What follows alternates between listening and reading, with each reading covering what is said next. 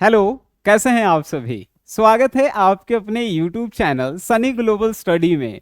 आज की क्लास जो है आपके लिए काफ़ी ज़्यादा खास है, क्योंकि आज की इस क्लास में जो है आप हिंदी में जो है 8 नंबर जो है कंप्लीट कर लेंगे। अब बोलेंगे कैसे, तो हिंदी में जो है सब्जेक्टिव का पहला क्वेश्चन निबंध पूछता है, जो हम आपको ऑलरेडी बताए हैं कि इम्पोर्टेंस निबंध 2026 एग्जाम के लिए क्या है और उसको हम लोग लिखेंगे कैसे। इससे पिछला वाला वीडियो हमने डाला था। और दूसरा जो हिंदी का सब्जेक्टिव क्वेश्चन होता है ना भाई, वो होता है कि 100 प्रसंग व्याख्या करें, यानी कि निम्नलिखित में से किन्हीं दो प्रश्नों का जो है 100 प्रसंग व्याख्या करें। 4 को रहता है, कोई 2 को बना दीजिएगा, आपको 8 नंबर दे दिया जाएगा। एक क्वेश्चन 4 नंबर का होता है। तो आखिर ये बनता कैसे है, बनाने के लिए क्या ट्रिक है, ये सभी चीजें जो है आज की इस क्लास में आपको बता देंगे, जिससे आपका जो एग्जाम अभी आने में जो है 6-7 महीना है, लेकिन अभी से ही आप तैयारी इतना कर लेंगे कि ये प्रश्न आपसे छूटेगा ही नहीं भाई। ठीक है, तो चलिए आज की इस क्लास को हम लोग शुरू करते हैं। तो देखिए, हमने जो है 2 क्वेश्चन लिखा है। आप सबसे पहले जो है आप हमसे वादा करेंगे, आपकी जो है मम्मी की कसम है भाई ठीक है, हम जो है एक क्वेश्चन आपको बनाकर सिखाएंगे। ठीक है, और दूसरा क्वेश्चन जो है आपको कमेंट बॉक्स में जो है बना देना है। बात समझ में आया? यानी कि देखिए, हमने लिखा निम्नलिखित का 100 प्रसंग व्याख्या करें। क और ख, क वाला क्वेश्चन हम बनाएंगे, आपको सिखाएंगे भी, और दूसरा प्रश्न जो है आपको कमेंट बॉक्स में बनाना है। हम पहले ही बताए हैं। ठीक है, चलिए तो शुरू करें।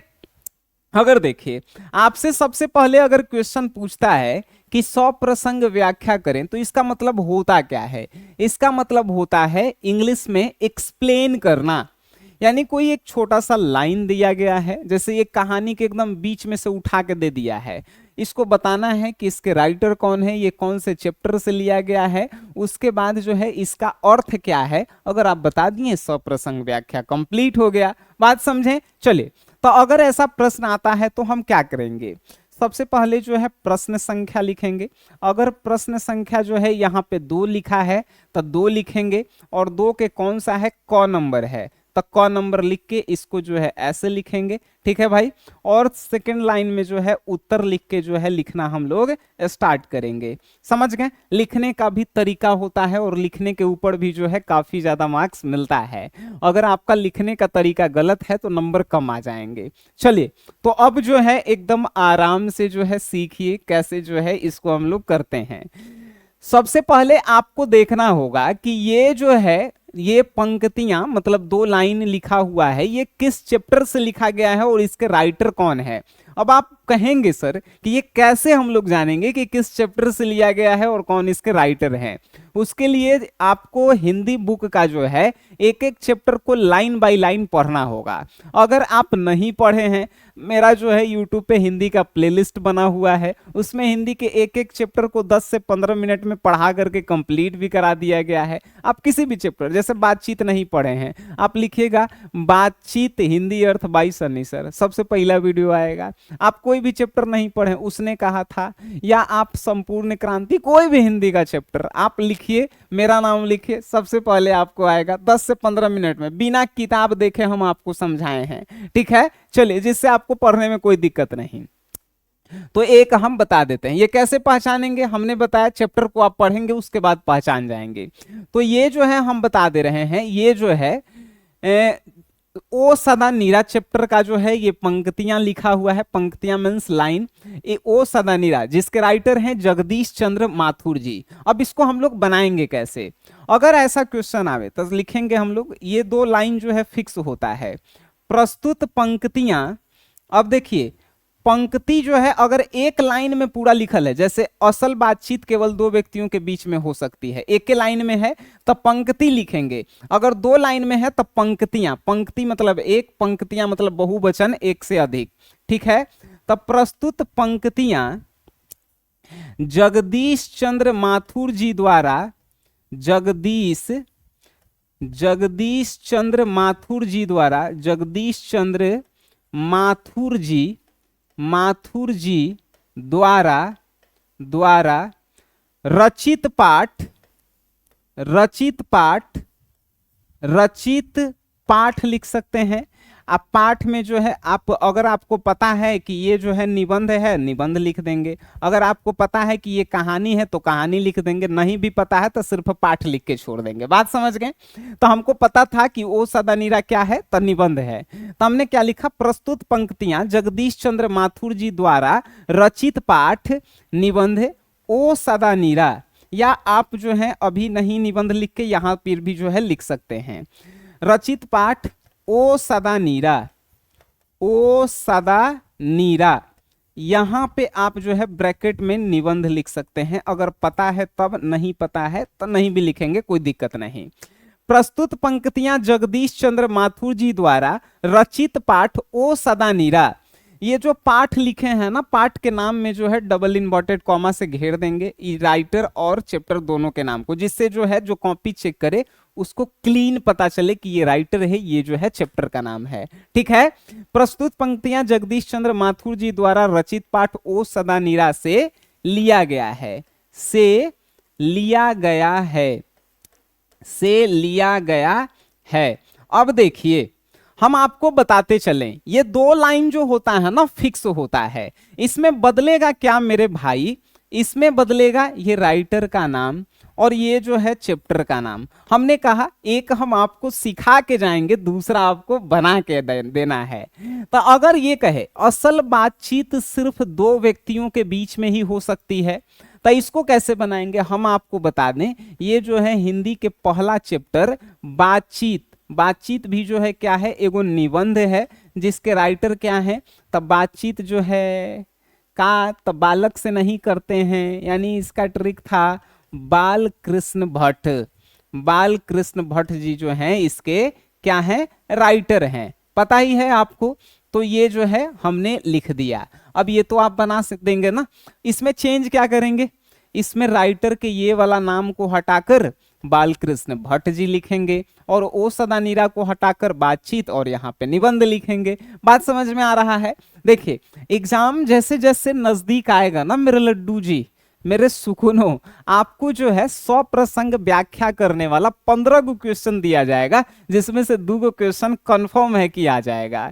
ठीक है। एग्जाम जब नजदीक आता है वो आपको मिलते कहाँ पे हैं, हम जो दिखा रहे हैं इसका पीडीएफ नोट्स कहाँ पे मिलेगा। अगर हिंदी के आपको चैप्टर वाइज जो है नोट्स नहीं मिला है, ऑब्जेक्टिव नहीं मिला है, टेस्ट सीरीज नहीं मिला है, आप अभी तक कुछ भी नहीं पढ़े हैं, हम आपको बार बार बताते हैं। आप ही का बनाया हुआ एक एप्लीकेशन है जिसका नाम है SGS क्लासेस। इस ऐप को जो है आप अपने फोन में डाउनलोड कर लीजिए और हिंदी इंग्लिश की तैयारी जो है आप अपने बउआ वाले सर से कर सकते हैं, यानी मुझसे। चलिए तो ये आप सीख गए, इतना तो सब में सेम लिखना है। अब जो है क्या करना है, ध्यान से सुनना।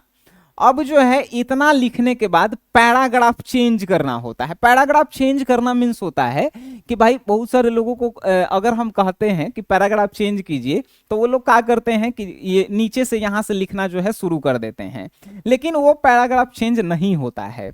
अगर मान के चलिए पेज जो है यहां तक है, यहां तक जो है पेज है, जैसे हाँ यहां तक जो है पेज है, आई यहीं तक लिख के खत्म हो गया, तो इसके नीचे से लिखना शुरू करेंगे पैराग्राफ चेंज।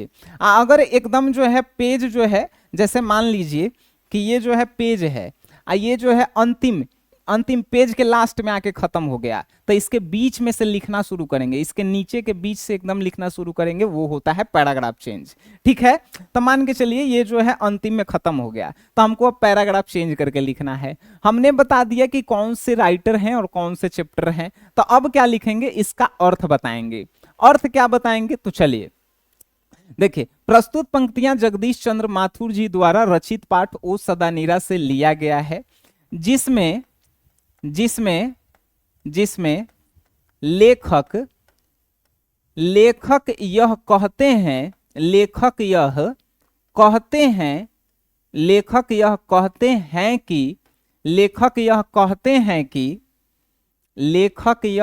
हैं कि चंपारण की भूमि जो है, चंपारण की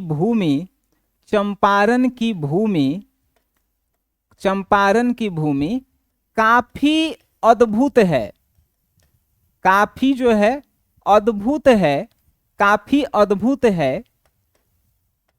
और चंपारण की भूमि जो है, चंपारण और चंपारण की भूमि, चंपारण की भूमि, चंपारण की भूमि अपनी अपनी बड़ी से बड़ी निधियों को जो है, बड़ी से बड़ी निधियों को निधियों को निधियों को किसी को भी सौंपने के लिए तैयार है। निधियों को किसी को भी सौंपने के लिए तैयार है। किसी को भी सौंपने के लिए सौंपने के लिए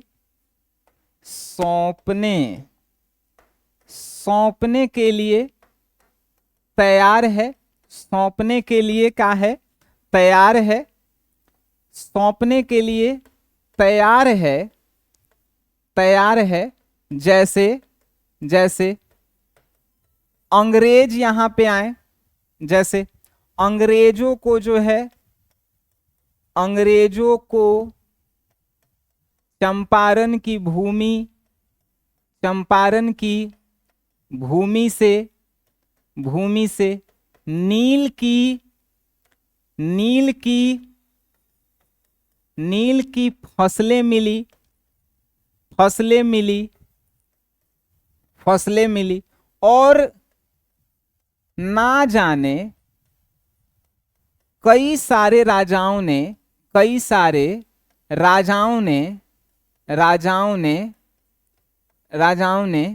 इस चंपारण की भूमि पर आकर, इस चंपारण की भूमि पर आकर, चंपारण की भूमि पर आकर क्या कुछ नहीं पाया, क्या कुछ नहीं पाया, नहीं पाया। फिर भी चंपारण की भूमि जो है, फिर भी पैराग्राफ चेंज कर देते हैं, फिर भी चंपारण की भूमि, फिर भी चंपारण की भूमि अपने आप को जो है, अपने आप को संजोए रखे हुए है, संजोए रखे हुए है। ना जाने कैसी है ये चंपारण की भूमि। जरा सा इसको आप देख रहे होंगे तो कह रहे होंगे कि सर इतना याद कौन करे जाएगा भाई, इतना हमसे याद होगा भाई? नहीं, आपको तो याद करना ही नहीं था ना भाई। जब आप चैप्टर को पढ़ेंगे ना तो आपके मन से जो है निकलने लगेगा। जब हम आपको हिंदी पढ़ाए हुए हैं ना तो आपको जो है देख करके लाइन का जो है अर्थ पता चलने लगेगा। जैसे यहां पे लिखा था, इस क्वेश्चन को आप देखिए एक बार जरा सा। जैसे इस क्वेश्चन को देखिए, कैसी चंपारण की यह भूमि मानव विस्मृति के हाथों अपनी बड़ी से बड़ी निधियों को सौंपने के लिए प्रयुक्त है। यानी लेखक कहना चाहता है कि भाई चंपारण की भूमि कैसी है, यानी कि चंपारण की भूमि जो है एक अद्भुत भूमि है। और इस भूमि पे आकर जो है ना जाने कई राजाओं ने जो है क्या नहीं पाया, और वहीं अंग्रेजों ने आके यहाँ से जो है नील की खेती जो है करना शुरू करवाया। भाई नील की खेती पे जो है हक जमाना उन्होंने शुरू किया। फिर भी जो है ये चंपारण की भूमि आज तक रूठी नहीं और जो है लोगों को कुछ ना कुछ देती ही रही है। फिर भी चंपारण की भूमि रूठी नहीं, ये जो है इसका अर्थ है।